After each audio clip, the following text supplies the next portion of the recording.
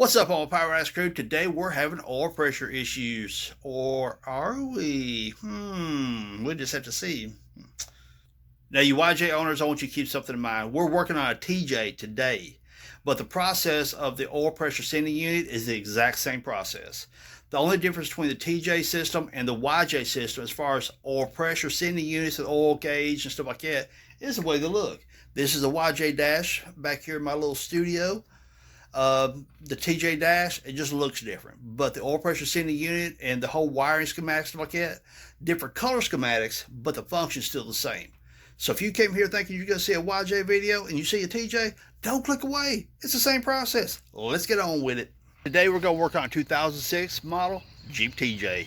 We got a little bit of an oil pressure issue. Well, no, not really. It's just kind of faking you out, making you think you've got an oil pressure issue. What's happening is the oil pressure sending unit that sends how much oil pressure you have, that sends it to the gauge, it's getting a little bit crazy. So let me show you how to change it out. So what you're looking at is the dashboard of a 2006 model Jeep Wrangler TJ. What we got going on is that right there. That oil gauge or oil needle, whatever, the oil sending unit's going bad. And what it does, and right now it's not doing it, whenever you start it up, the hand will just sit down. It won't move at all. Then you hit the throttle, which raises the oil pressure. It makes the needle just jump up. And I would love to catch it on video for you, but it's kind of intermittent. It does it sometimes it don't. And right now it's acting like it's got some sense. Of course, one of the things you want to check first, if you really don't keep track of business, make sure you got oil in it. But if you don't have oil in it, underneath your rocker arms, underneath your cover right here, you'll get a whole lot of rattling. You'll figure it out real quick when you got a rod hanging through the side of your block. But way down here, okay, here's your oil filter.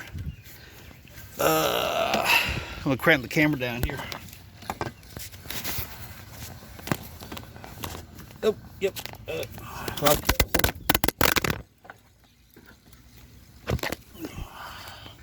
I just dropped y'all.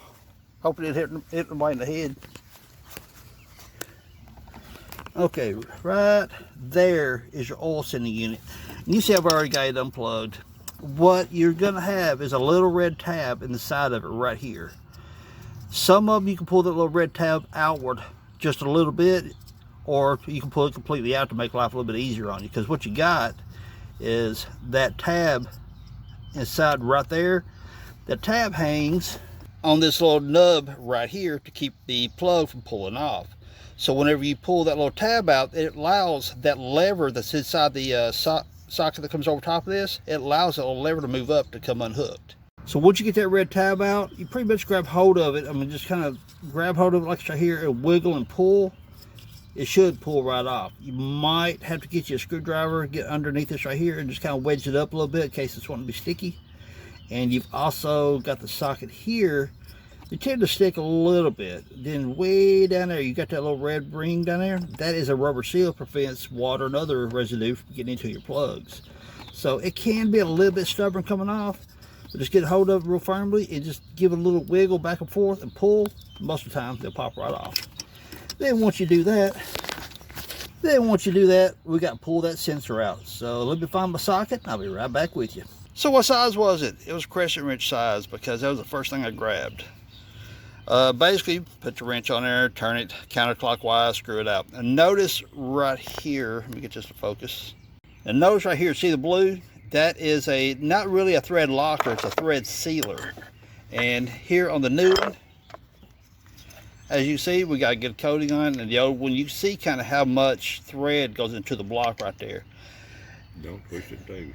Exactly. Don't twist it too. You don't have to have these tight, hence the reason for the thread sealer, and hence the reason it was easy to come off with a regular crescent wrench. Now, what's the thread sealer for? That is not a thread locker. It is exactly what I said it was. It's a sealer that prevents your oil pressure from pushing oil past the threads.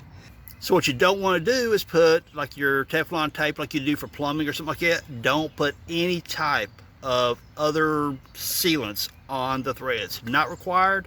You don't want to do it. As a matter of fact, it won't work. Why? Let me show you.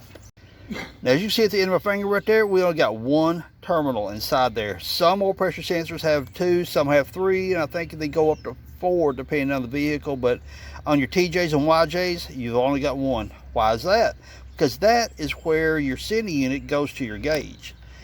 The body right here, hence the reason you don't want to put a thread sealer on this, the body right here is your ground to the block. So your circuit goes through like this. The ground is here, your hot circuit goes through here, and it goes to your gauge, so it makes a loop. This is nothing more than a variable resistor that depends on heat to vary that resistance to tell your gauge how much oil pressure you got. So that's all it is. It's just a variable resistor, so do not put anything around this to prevent it from getting ground.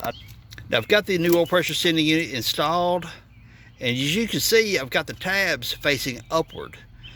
That is so later on, if I have to service that oil sensor again, it's easy to get to the tabs and everything to take everything apart. And as you tighten it up, you'll feel it start getting a little bit of resistance. Now as you tighten it up, you'll feel it getting a little bit of resistance. Keep cranking just a little bit, but you don't ever want to put a lot of pressure to it, because as I showed you guys a moment ago, the old one, right there's all the thread engagement you have. I mean, it's like half the length of the threads is cut in right there, so you don't have to run it all the way in, so don't be stressing out about that. And again, as I said a moment ago, no thread sealers, no Teflon tape, nothing. Screw it in just like it is. Another trait to these things going out too is that, you know, of course the gauge does all kinds of wonky stuff, but it's not too uncommon for the metal joints the plastic for them to start leaking around there. That's what my YJ did back years and years ago, and because it started spewing. Oh, I say spewing, it was a pretty solid leak, put it that way. But what happens once they start making that leak around there, it's just a matter of time before this thing separates. It's going to blow all your oil pressure completely out of there. So if you ever see any kind of leak around the metal and the plastic, change it now. It's a matter of time. Now here's that little red tab I mentioned a moment ago that's in the top of that plug that goes onto the sensor. And notice you got this little lip right here in the back. Whenever you put this clip back in, if you decide to pull it all the way out, when you put the clip back in, just for reference, this tab goes upward. Therefore, when it goes in, this part right here locks on, well, actually it's this little, see that little tab right there on the edge of my fingernail? That hooks onto the sensor to prevent this from backing out. Then it prevents the whole plug from backing out. And here we go, the moment of truth. Press the brake in, press the clutch in, put the key in. Ready? Let's do it. They're putting neutral for the fun of it.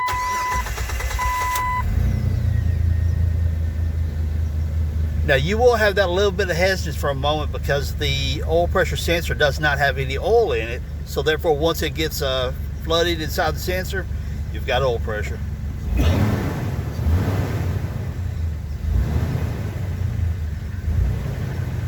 Yeah, I've got the mileage right there to the left of the screen. I bet y'all curious how many miles is on it, aren't you? 344,337. With proper care. Yeah, with proper care, exactly.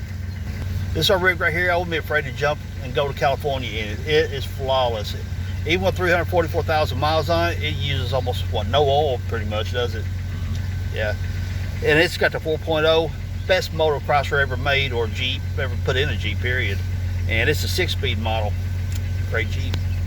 So my Power Addicts crew, I know that was a little short but sweet video, but hoping it was informative for you. If you guys enjoyed these videos, hit me a thumbs up, subscribe if you haven't, leave some cool comments down below. Ooh, look at there. 37s, baby. 37 1250s. What are they going on? Tell me down in the comments.